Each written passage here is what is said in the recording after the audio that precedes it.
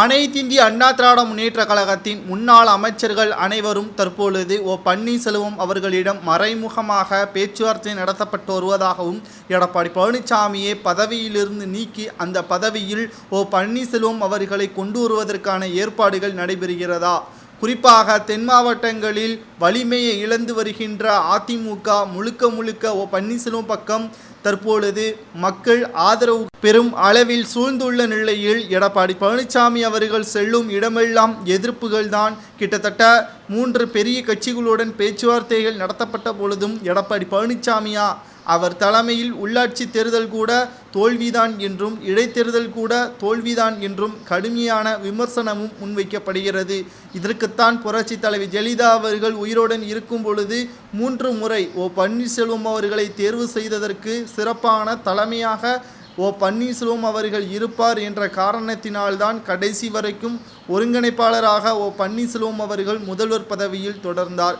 ஆனால் எடப்பாடி பழனிசாமியை சசிகலா அவர்கள் தேர்வு செய்து மிகப்பெரிய ஒரு தவறை செய்துவிட்டார் என்றும் அதிமுகவின் முன்னாள் அமைச்சர் சில பேர் மறைமுகமாக விமர்சனங்களையும் செய்து வருகிறார்கள்.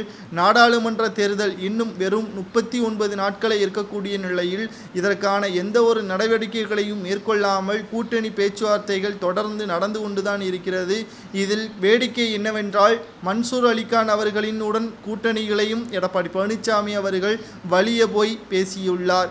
இதுதான் அதிமுகவிற்கு மிகப்பெரிய ஒரு அவமானம் என்றே நாம் கூறலாம்.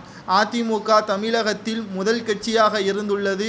ஆனால் எடப்பாடி பழனிசாமி அவர்கள் தலைமை ஏற்றுவிட்டவுடன் எடப்பாடி பழனிசாமி தலைமையில் அதிமுக இருக்கிறதா என்ற ஒரு சந்தேகமே உருவாகிவிட்டதாக முன்னாள் அமைச்சர்கள் தனது கருத்துக்களையும் தெரிவித்து வருகிறார்கள்.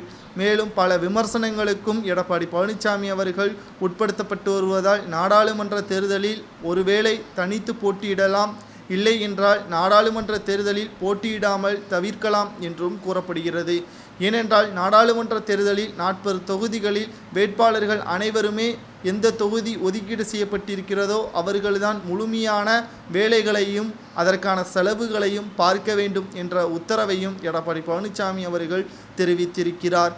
இதன் காரணமாகத்தான் எடப்பாடி பழனிசாமி அவர்கள் தலைமையில் அதிமுக நீடித்தால் நிச்சயமாக மண்ணை தான் கவ்வும் என்பதற்கேற்ப செயல்பாடுகளும் தற்பொழுது இருக்கிறது.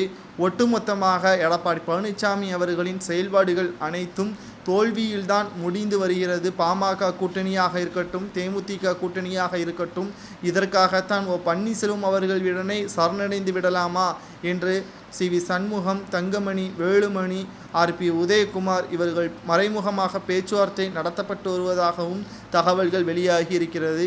எடப்பாடி பழனிசாமி தலைமை பற்றி கூறுங்கள்.